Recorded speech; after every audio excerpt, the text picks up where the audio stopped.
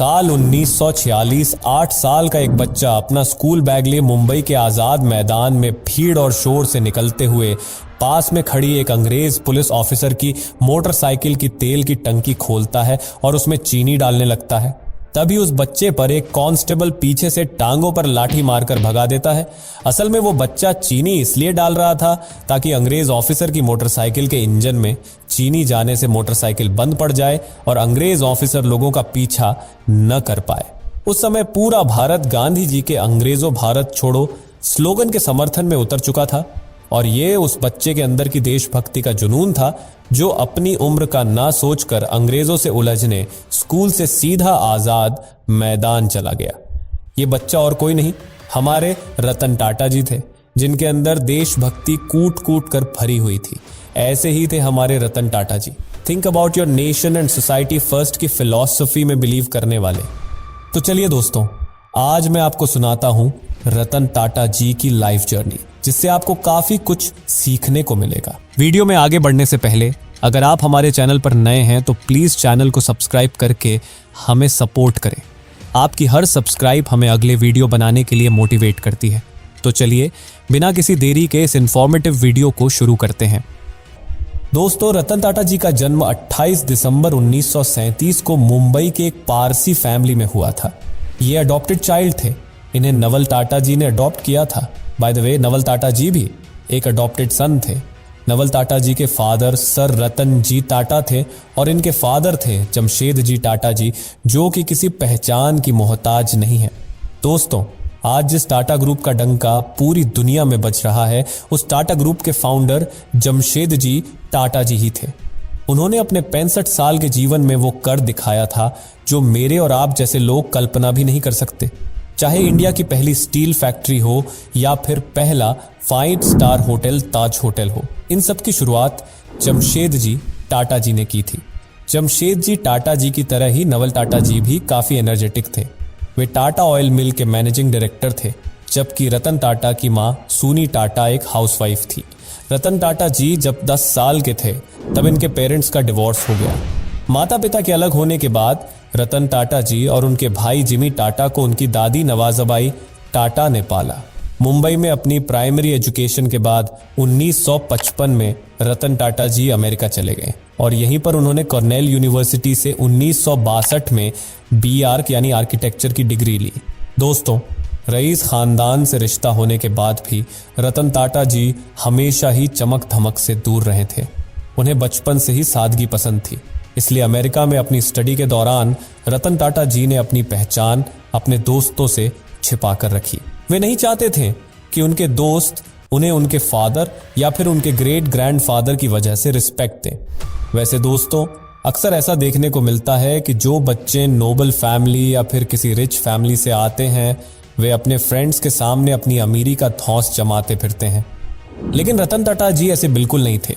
In fact वे अपने खर्चे निकालने के लिए अपने फादर से पैसे ना लेकर छोटे मोटे काम किया करते थे। एक समय तो रतन टाटा जी ने अपने खर्चे निकालने के लिए होटल में बर्तन धोने का भी काम किया था। दोस्तों, होपफुली आप समझ गए होंगे कि रतन टाटा जी की थिंकिंग कितनी हाई लेवल की थी। अमेरिका में अपनी स्टडी पूरी करने के बाद रतन टाटा जी जब भारत लौटे तो उन्होंने टाटा की किसी भी कंपनी में जॉब के लिए अप्लाई न करके IBM में जॉब के लिए अप्लाई किया और यहां उनका सिलेक्शन भी हो गया। पर जब ये बात उनके ग्रेट ग्रैंडफादर JRD टाटा को पता चली तो वे रतन टाटा जी पर काफी नाराज हुए, जिसके बाद रतन टाटा जी ने IBM में जॉब ना करके टाटा ग्रुप के साथ अपने करियर की शुरुआत की।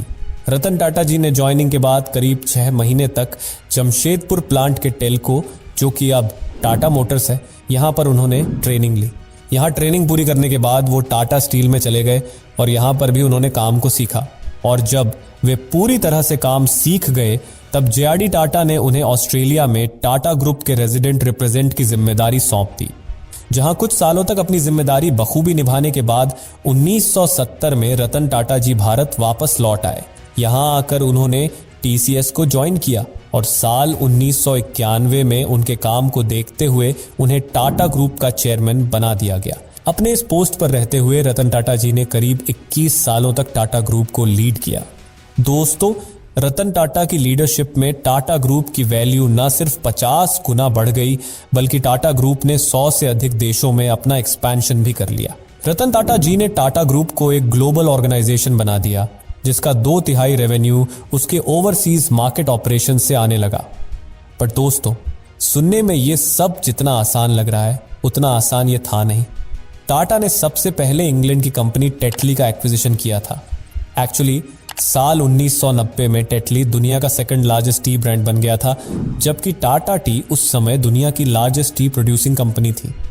उस समय रतन टाटा जी ने नोटिस किया कि पूरे भारत में 50 से अधिक चाय बागान होने के बावजूद उनके पास चाय के लिए कोई ब्रांड नहीं है, और इसलिए रतन टाटा जी बस एक अपॉर्चुनिटी की तलाश में थे ताकि वे टाटा टी को एक ब्रांड बना सकें। और ये अपॉर्चुनिटी उन्हें उस वक्त मिलती है जब टेटली के मालिकों ने अपने ब्रांड को बेचने का डिसीजन लिया।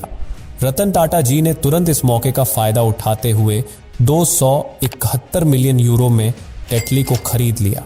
दोस्तों, इस एक्विजिशन के साथ टाटा टी इंटरनेशनल लेवल पर सेकंड लार्जेस्ट टी कंपनी बन गई। इसके बाद टाटा ने साल 2006 में यूएस की 8 o'clock कॉफी को $220 मिलियन में एक्वायर कर लिया। 2008 में टाटा ने जैगवर लैंड रोवर को भी $2.3 बिलियन में एक्वायर कर लिया। दोस्तों, टाटा की ये एक्विजिशन इतिहास की सबसे फेमस एक्विजिशन भी कही जाती है। दरअसल हुआ कुछ यूं था, रतन टाटा जी 1998 में टाटा मोटर्स द्वारा देश की पहली पैसेंजर कार टाटा इंडिका को लॉन्च करते हैं। ये कार रतन टाटा जी की ड्रीम प्रोजेक्ट थी।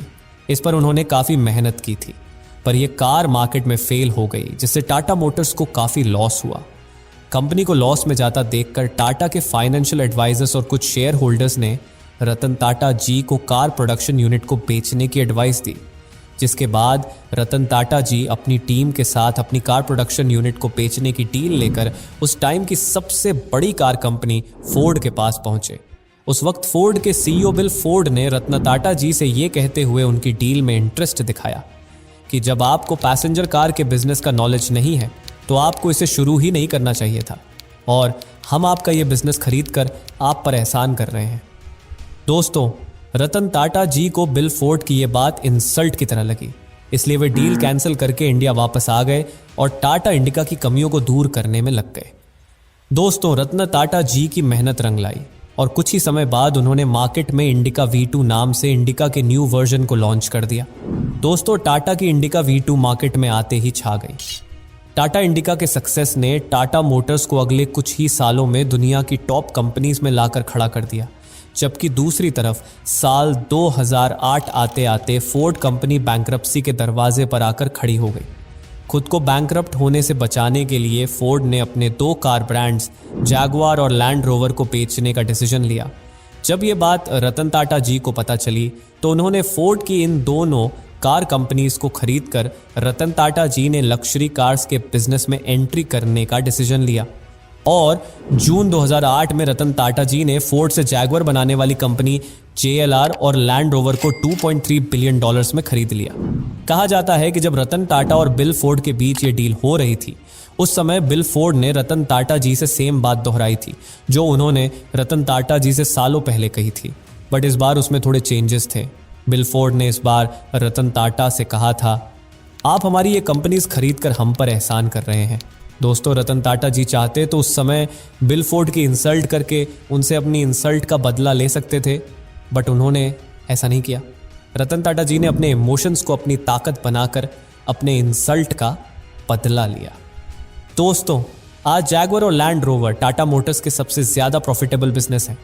जब से ये टाटा मोटर्स का हिस्सा बने हैं, तब से टाटा मोटर्स दिन दूनी रात चौगुनी तरक्की करता चला गया है।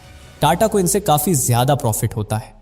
वैसे दोस्तों, रतन टाटा जी की सोच हमेशा से सिर्फ प्रॉफिट पाना नहीं रहा है, वो सोशल रिस्पॉन्सिबिलिटीज़ के लिए भी कमिटेड रहे हैं। इसी विजन के चलते उन्होंने 2008 में इंडिया की सबसे सस्ती गाड़ी सिर्फ 1 लाख रुपए में टाटा नैनो लॉन्च की थी, ताकि हर छोटे से छोटे घर में गाड़ी हो सके।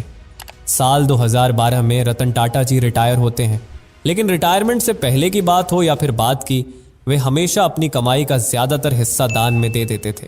साल 2017 में उन्होंने कैंसर पेशेंट्स के लिए 1000 करोड़ रुपए दान किए थे। कोविड के समय भी जब पूरा देश फाइनेंशियल क्राइसिस से गुजर रहा था, उस समय भी रतन टाटा ने लोगों की मदद के लिए 1500 करोड़ रुपए पीएम केयर फंड में डोनेट किए थे।